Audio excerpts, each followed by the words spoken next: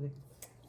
Hi, Mr. Fagan. Hey, how are you? I'm Charity. I'm a registered dietitian. Okay. I'm here today to talk to you a little bit more about your diet and how that is going to affect your diabetes. So, how are you feeling? How are you doing today? I'm doing okay. Are you eating pretty well? Eating better? Yeah, maybe a little. Good. I know that you were pretty sick when you got here. Yeah, it wasn't feeling great. Well, I'm glad that you're feeling better. Apparently my blood sugar was way too high. It was very high. So we're really glad that you got here in time and that they've got it down. So right now, here the plan is that we're going to talk to you today about the nutrition part of it. I know the nurse has been in and the pharmacist has been in talking to you about the new insulin that they want you to start at home. I really don't want to do that if I can help it. I don't know. Just something about that. It's not cool with it right now. I understand that. I know you were on medicine that like a pill before you came in, but your blood sugar is very high. So we do need to start you on the insulin because that way we can bring your blood sugar down. And as long as your blood sugar is controlled, then you can avoid a lot of the really uncomfortable complications that can come with diabetes. So Okay. The closer your blood sugar is to normal, the longer you can live without having any complications. So that's the reason why we need to do the insulin. There is a chance that if your blood sugar is very well controlled, we can try some different medicines in the future. Okay. But we do need to keep your blood sugar controlled. Okay. So do you know much about, so tell me a little bit about your eating right now, like starting with the first thing that you eat in the morning. So in the mornings I start off with a cup of coffee, half and half. Usually put half and half in there. That just kind of gets me going. Then about, I guess, mid-morning or so, I have like a bagel with cream cheese. Okay, do you eat the whole bagel? Yes. Okay. And then I usually have another couple to 3 cups of coffee after that. Okay. And then what's your next meal? So for lunch, just go out a lot with either work buddies or whatever. Usually it's fast food, Jimmy John's, something around that. Just wherever we are, just something that's quick. Okay. You drink, what do you drink? Usually diet sodas. Okay. Okay. Snacking in between it all? No. Okay. Next time you eat? Usually around dinner time. Sometimes I'll cook. When I do that, it's usually I grill some chicken or maybe some beef with like salad, potatoes, rice. But a lot of the time I'm going out to eat with friends. Okay. So just different restaurants, Chinese, Mexican, just a bunch of different. Okay. We try to mix it up, I guess. Gotcha. Okay, so sounds like you eat out pretty often, but you do drink mostly non-sugary drinks. So that's good. Do you exercise at all? Not just a ton. No. Okay. Kind of out of shape. Okay. Alrighty. So what we want to do is we want to come up with a plan to get your blood sugar down. So is that something that you're interested in me telling you more about? Yes. Okay. So we want to start out with telling you about the foods that cause your blood sugar to be higher, that raise your blood sugar. They raise everyone's blood sugar, and those are carbohydrates. Do you know what carbohydrates are? Is that like rice? Yes. Potatoes? Uh-huh. Yeah, okay. So it's a big umbrella of food, and I'll show you here. It's starchy foods, bread, cereal, crackers, grains, rice, and pasta, starchy vegetables, potatoes, corn, beans, and peas, and winter squash, fruits and fruit juices, milk, yogurt, sugary foods, like candy, regular soda, jelly, sweets, cake, cookies, pies, ice cream. So those are the parts of food that actually raise your blood sugar. So it sounds like you eat those foods pretty regularly. Mm-hmm. So the most important thing for you is to really pay closer attention to how much of those foods you're eating and to use portion control. So this makes up the majority of the food that we eat because it's our body's main source of energy.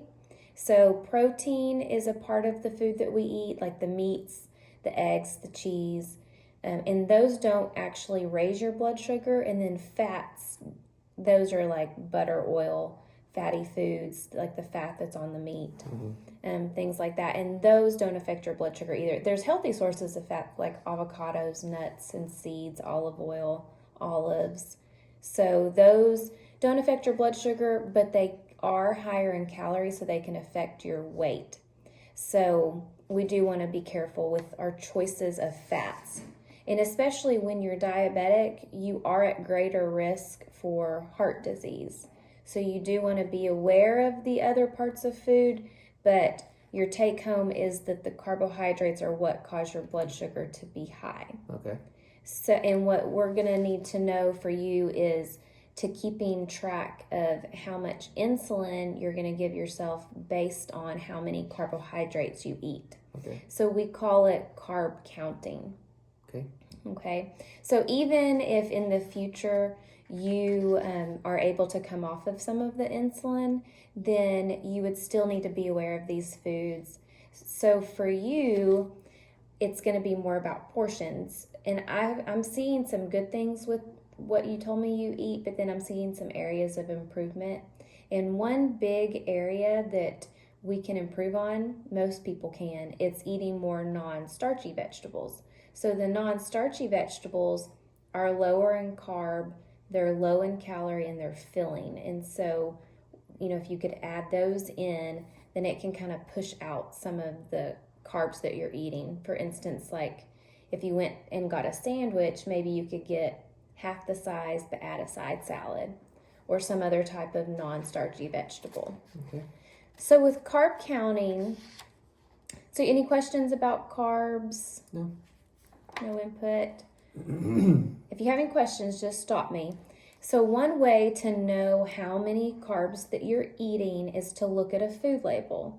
So what we're recommending for you is eating you're going to give yourself 1 unit of insulin for every 15 grams of carbs. So that's going to be our insulin to carb ratio. So you will have to be able to read food labels. So the first thing that you want to do is look at this serving size. So this serving size is 1 cup. So 1 cup has, and we want to focus on total grams of carbohydrate. We're not as worried about the others right now. Total carbohydrate is 24. So we know 1 unit of insulin to 15 grams. So for this product, if you just ate 1 cup, you'd be giving yourself like a little bit less than 2 units of insulin for that. So it's just important to be able to read the food label and know how much is in the food that you're eating. Okay. And then there is a pretty good list of foods in this booklet that you can take with you. But in general, you just want to pay attention and count the carbohydrates in reading the food label, and then being able to look up the amount of the serving size. So the serving size is important. I like this. This is a portion size that gives you an example of just normal food or normal items that you may be familiar with. For instance, an apple the size of a tennis ball is 15 grams, but the apple that's twice that size, of course, is double. And then you want to have the measuring cups on hand, maybe invest in a food scale just to make measuring and counting pretty easily. And one thing to remember is that these carb choices, these servings of carbohydrates can come from a variety of sources or all from one source if that's what you choose. Okay, so when you're putting together your meals, just think about the 1 unit to 15 grams. Now, our recommendation for you is we do recommend you losing weight. If you lose weight, that is going to help you better control your blood sugar.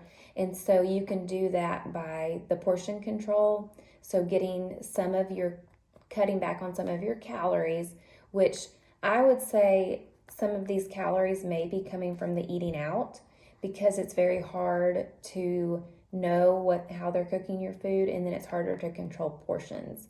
So maybe eating at home more or splitting your meal with someone. Sure. Or like you said, half a sandwich and a salad or something like that. Exactly. Maybe. So if you're following where you're eating more of those non-starchy, low-calorie foods, then it kind of naturally pushes out some of those others. So for you, our goal, like our budget of carbohydrates per meal is 45 to 60 grams per meal. And so that's kind of the recommendation. And if you were to have that, you would be giving yourself 3 to 4 units of insulin per meal if you have that. Okay. And it may, if you have less, then you'd give yourself less insulin. And then you're going to be giving yourself just that one shot at night as well. So having a small snack to eat. So snacks, we say 15 to 30 grams is a snack. And you could have 1 to 2 snacks a day. But like I said, you can also have the protein, the non-starchy vegetables as well. So portion control is, again, reading the food labels, knowing this list, and realizing that each serving, you do have to measure, use your food scale, Sure. and all of those kinds of things. And then, so the last thing that I'll show you, or one of the last things, is the plate method. So you have your 9-inch plate. If you cut it in half, you want this half to be the non-starchy vegetables. And then the other half can be either your combination foods, like your protein, preferably lean protein, and a starch. Or, if you had like the grilled chicken or the grilled meat, lower in fat is better. And then a starch. And of course, we do prefer our more, we call them slow carbohydrates, so they break down slower, they have more fiber. So if you do a starch, you can think about having a more fiber starch, like a potato's fine, or the brown rice, or the whole grain pasta, or a piece of whole grain bread as an option. And then you could have fruit for dessert, and then even a dairy. So just thinking about the serving sizes, sticking to the 45 to 60 grams, remembering the protein, thinking about the fat content that's in the protein choices that you make. But really, the star of the show is these non-starchy vegetables, because they're low in calorie, low in carbohydrate, they're filling, and they have a lot of nutrients that our body needs. So, and being hydrated. Because a lot of the reason why you came to us was the dehydration. So drinking plenty of water, staying hydrated, but we don't want those sugary drinks. Sure. Okay. So that will be a good starting point. Now, I do want to see you in clinic in a couple of weeks after you've been home and kind of processed some of this.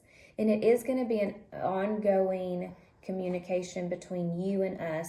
Because like you said, a goal for you is to come off of the medicine, the insulin. Yep. So we can maybe see if that is an option. Okay. I'm not sure. Okay. So how are you feeling about everything? I think I can do it. Any questions or concerns? I don't think so. So going to the grocery store, getting those good foods so that you can make your meals ready to go for you. And then think about the exercise. So with that weight loss, it's a combination of cutting calories and being more active, with potentially a goal of 30 minutes, 5 days a week, and then working up to burn more calories for weight loss. Because you're young, you have a lot of life left to live. So the healthier you're able to be now, the more you're going to be able to delay complications. Okay. Okay? Sounds good. All right. Thank you. Thank you.